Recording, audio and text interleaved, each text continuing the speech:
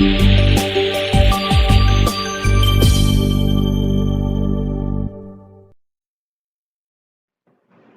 Students, आज हम start कर रहे हैं चैप्टर नंबर फर्स्ट की एक्सरसाइज नंबर 1.5। तो फर्स्ट क्वेश्चन है इसका कि हमें क्लासीफाई करना है कि इन नंबर्स में से कौन सा रैशनल है और कौन सा इरेशनल। तो इरेशनल नंबर्स की मैं आपको आइडेंटिफिकेशन बता दूं। जो सबसे फर्स्ट आइडेंटिफिकेशन क्या होती है कि वो सारे नंबर्स जो हैं रूट में होते हैं। सेकेंड आइडेंटिफिकेशन ये होती है कि उनकी जो डेसिमल रिप्रेजेंटेशन होती है वो नॉन टर्मिनेटिंग और नॉट रिपीटिंग होती है। तो अगर मैं बात करूं एक नंबर की जो कि √2 है या फिर √3, तो ये इरेशनल है। अगर वहीं पे मैं बात करता हूँ एक नंबर √16 की, तो आप इसको देखते ही मत बोल दीजिए कि ये एक इरेशनल है। आप इसको पहले सॉल्व करके देख लीजिए कि इसके जो है पेयर बनते हैं या नहीं बनते। मैंने इसको सॉल्व करके देखा। मैंने क्या देखा कि इसके जो हैं परफेक्ट पेयर बन रहे हैं, मतलब 16 जो है एक परफेक्ट स्क्वायर है और इसका आंसर क्या होगा 4। मतलब √16 की वैल्यू 4 है। तो ये जो नंबर है ये क्या होगा रैशनल, ना कि इरेशनल। तो फर्स्ट पार्ट हमें दिया हुआ था 2 माइनस √5। एक रैशनल नंबर में से एक इरेशनल नंबर माइनस हो रहा है। तो जब हमने सब्ट्रैक्शन किया था तो हमने क्या देखा था कि जब ये सब्ट्रैक्ट होगा तो ये सेम ही रहेगा। तो ये अल्टीमेटली जो है इरेशनल है। सेकंड पार्ट सेकंड पार्ट में है कि जो 3 प्लस √23 है ये माइनस हो रहा है √23 से। हमने इसको ओपन किया 3 प्लस √23 माइनस √23। ये प्लस √23 और माइनस √23 जो है दोनों कैंसिल होकर 0 हो गए। बचा के हमारे पास 3। 3 जो है 3/1 मतलब p/q में लिख सकते हैं। तो ये rational. Third part third part है 2√7 अपॉन में 7√7। अब दोनों न्यूमरेटर और डिनोमिनेटर अलग अलग, ऊपर भी 2 और √7 मल्टीप्लिकेशन है, नीचे भी 7 और √7 मल्टीप्लिकेशन है। √7 से √7 कैंसिल हो गया, बचा हमारा 2/7। मतलब ये p/q की फॉर्म में है, मतलब ये रैशनल होगा। डी पार्ट में है 1/√2। तो 1/√2, √2 की तो कोई फर्दर वैल्यू होती नहीं, तो ये है जो इरेशनल होगा। ठीक है। फिर फिफ्थ पार्ट लास्ट कह रहे हैं कि 2 पाई क्या है। देखो पाई हमें पता है 22/7 होता है, और पाई हमें ये भी पता है कि इरेशनल होता है। तो 22/7 जो है इरेशनल है। एक इरेशनल नंबर को अगर आप एक रैशनल नंबर से मल्टीप्लाई करते हो तो जो रिजल्ट आएगा वो अल्टीमेटली इरेशनल ही होगा, क्योंकि जो इसकी डेसिमल रिप्रेजेंटेशन है वो नॉन टर्मिनेटिंग नॉट रिपीटिंग है। ठीक है। इसके बाद सेकंड क्वेश्चन सेकंड क्वेश्चन में कह रहे हैं कि इन सबको सिंप्लीफाई करना है। तो सिंप्लीफाई करने के लिए फर्स्ट पार्ट हमें दिया हुआ है 3 प्लस √3, साथ में 2 प्लस √2। अच्छा, मैंने आपको तीन आइडेंटिटीज बताई थी, a² माइनस b² वाली, a+b का होल स्क्वायर और a-b का होल स्क्वायर। तो यहाँ पे होल स्क्वायर वाली तो कोई भी आइडेंटिटी नहीं है, होल स्क्वायर वाली कोई आइडेंटिटी नहीं है यहाँ पे। लेकिन हमने क्या देखा कि a² माइनस b² वाली आइडेंटिटी भी यहाँ पे नहीं लग पा रही, क्योंकि अगर हम 3 को a मानते हैं और √3 को b, तो दूसरे ब्रैकेट में यहाँ पे तो 2 और √2 आ रहा है, मतलब ये c और d हो गए, ना कि a और b। तो ये यहाँ पे चार अलग अलग चीजें हैं। a² माइनस b² के लिए हमें दो चीजें चाहिए होती हैं सेम, लेकिन यहाँ पे चार चीजें हैं। तो इस केस में क्या करोगे, जहाँ पे चारों की चारों चीजें अलग अलग हों, तो आपको क्या करना है, ये जो पहला वाला फर्स्ट नंबर जो है, फर्स्ट को मल्टीप्लाई कर लो सेकंड वाले ब्रैकेट से पहले, 2 प्लस √2। फिर ये प्लस √3 जो है, प्लस √3 को मल्टीप्लाई कर लो फिर से सेकंड वाले ब्रैकेट के साथ। मतलब पहले फर्स्ट नंबर को मल्टीप्लाई करना सेकंड ब्रैकेट से, फिर सेकंड नंबर को फिर दोबारा सेकंड ब्रैकेट से। तो 3 2 ज़ा 6, 3 इंटू √2, 3√2, फिर √3 इंटू 2, ये भी 2√3 ही रहेगा, फिर √3 इंटू √2, ये हो जाएगा √6। तो अब ये देखो, एक 6 आ गया, एक 3√2 है, एक 2√3 है, दोनों रूट में अलग अलग नंबर है। मैंने बताया था कि जो प्लस और माइनस है वो नहीं हो पाती जब दोनों रूट में अलग अलग नंबर हो, और लास्ट में √6 है, तो ये फर्दर सॉल्व नहीं हो पाएगा। यही जो है इसका आंसर है। सेकंड पार्ट देखो इसका। सेकंड पार्ट में है 3+√3 और 3 - √3। अब ये जो है, अगर हम इसमें 3 को a मान लेते हैं और √3 को b, तो सेकंड ब्रैकेट में भी इसको a ही मानना पड़ेगा और इसको b ही मानना पड़ेगा। अब यहाँ पे देखो a+b है और यहाँ पे a-b है, तो इससे हमें क्या याद आता है कि ये कौन सी आइडेंटिटी है, a² - b² की। तो यहाँ पे लग जाएगा a² - b²। तो ये हो जाएगा आपका 3 का 9, और √3 का स्क्वायर जो है 3 होता है। ये आंसर आ गया आपका 6। ठीक है। इसके बाद इसका थर्ड पार्ट जो है, इसमें कह रहे हैं √5 + √2 का जो है होल स्क्वायर करना है। तो ये तो सिंपली a+b का होल स्क्वायर लग रहा है यहाँ पे।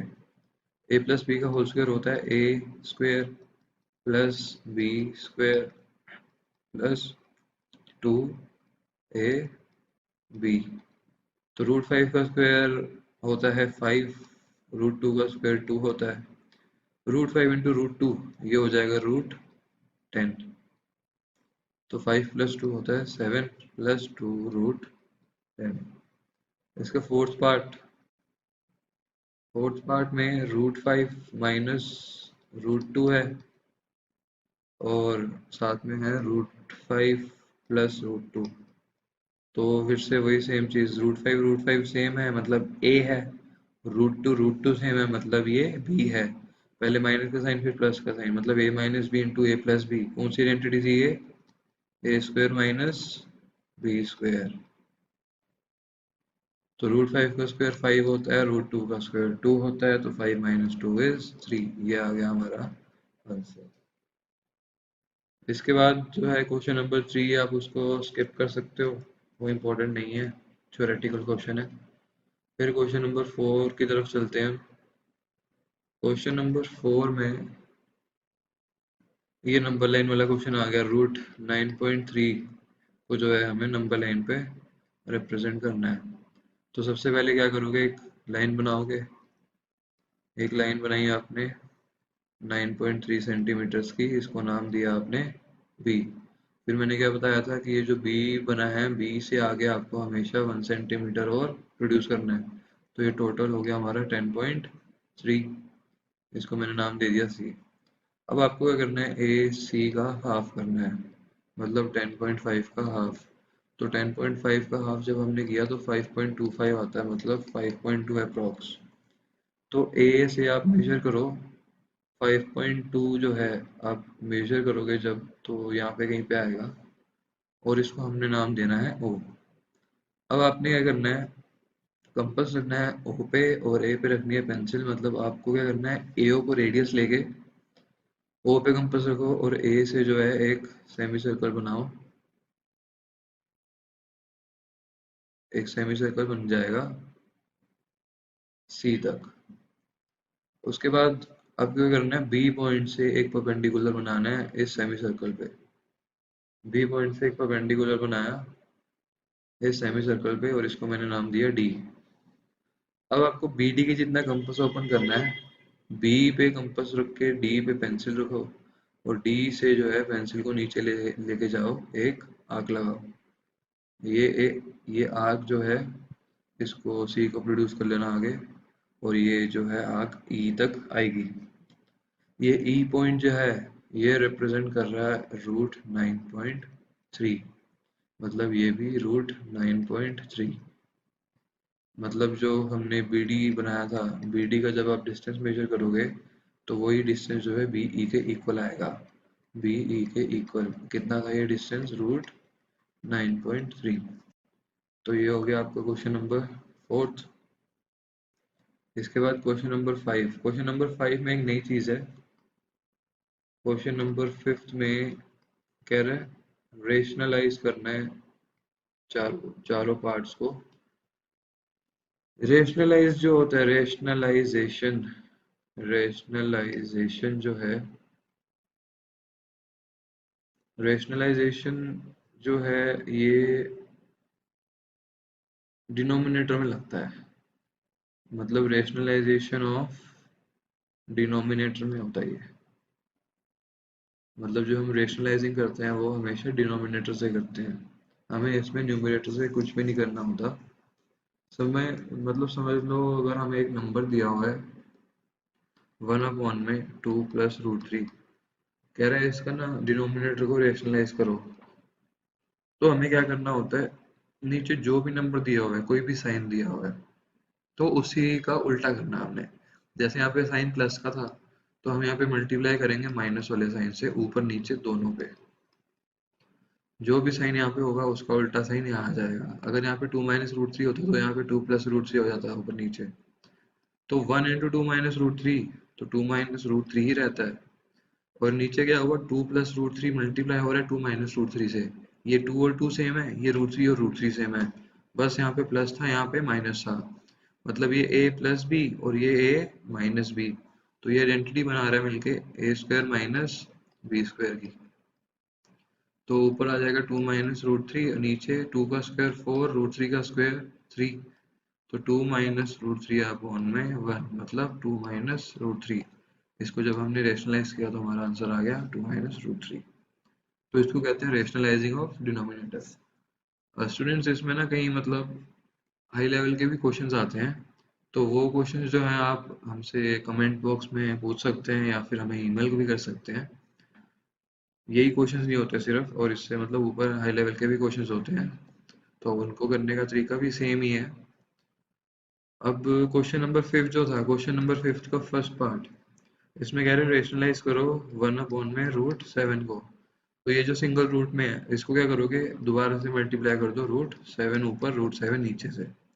तो 1 × √7 √7 हो जाएगा, और √7 × √7 मतलब √7 का स्क्वायर कह लो, या फिर √7 × √7 होता है √49। ये √7 में स्क्वायर से रूट कैंसिल हो गए, यहाँ पे बचा 7, और √49 की वैल्यू जब आप देखोगे तो 7 ही होती है, देखो। तो ये आ जाएगा √7/7। आप इसको ऐसे भी कर सकते हो, ऐसे भी कर सकते हो, ठीक है। इसके बाद third part, sorry second part में 1/, में √7 -1 -√6, इसको रेशनलाइज करना है। तो क्या हो जाएगा, √7 + √6 और √7 + √6। 1 × कुछ भी कर लो वही सेम चीज रहती है, √7 + √6। नीचे √7 - √6 था और यहाँ पे √7 + √6 था। तो ये क्या हो जाएगा, √7 का स्क्वायर माइनस √6 का स्क्वायर। ये देखो a - b, a + b, तो a² - b²। ये हो जाएगा √7 + √6 अपॉन में, √7 का स्क्वायर होता है 7 और √6 का स्क्वायर 6। तो √7 + √6 अपॉन में 1, मतलब √7 + √6। इसके बाद सी पार्ट में कह रहा है 1/, में √5 + √2 को रेशनलाइज करो। तो इसको क्या करोगे, √5 - √2 से मल्टीप्लाई कर दोगे ऊपर नीचे। 1 × √5 - √2 तो सेम ही रहेगा।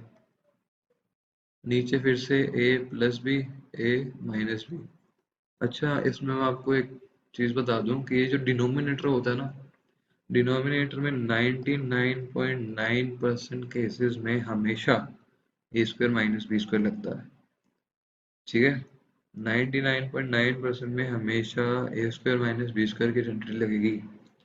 और ऊपर जो है न्यूमरेटर में, ऊपर न्यूमरेटर में a - b का स्क्वायर भी हो सकता है, a + b का होल स्क्वायर भी हो सकता है। तो नीचे देखा हमने √5 का स्क्वायर मतलब a² - b² लग रहा है यहाँ पे।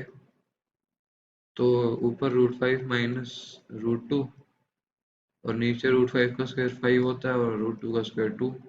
तो √5 - √2 जो है इसके अपॉन में 3 आ जाएगा। अच्छा, √5 - √2 को कहीं √3 मत लिख देना, क्योंकि यहाँ पे रूट के अंदर दो अलग अलग चीजें हैं, ये माइनस नहीं हो सकती। मैंने बताया था जो अंदर सेम चीजें हो तो ही माइनस प्लस होगा, वरना नहीं होगा। फिर लास्ट पार्ट है इसका 1/, में √7 - 2। इसको मल्टीप्लाई करोगे √7 + 2 से, नीचे भी, तो ऊपर आ जाएगा √7 + 2, नीचे आ जाएगा a² - b²। ऊपर तो सेम रहेगा √7 + 2, और नीचे आ जाएगा √7 का स्क्वायर 7, और 2 का स्क्वायर 4। तो ये आंसर आ गया √7 + 2/3। तो आज हमने एक्सरसाइज 1.5 कंप्लीट कर ली, और जो इसका स्टडी मटेरियल है वो आपको डिस्क्रिप्शन में दिया हुआ है। और आपको कोई भी प्रॉब्लम आती है तो इन क्वेश्चंस में तो आप हमें ईमेल भी कर सकते हो, वो भी डिस्क्रिप्शन में ही दिया हुआ है। ठीक है, कमेंट में भी आप पूछ सकते हो, और आप नीचे डिस्क्रिप्शन में लाइक उसको क्लिक करें, उस लिंक को, आप वहाँ से अपना स्टडी मटेरियल डाउनलोड कर सकते हैं। So that's all for today, और सब्सक्राइब करें हमारे चैनल को। Thank you.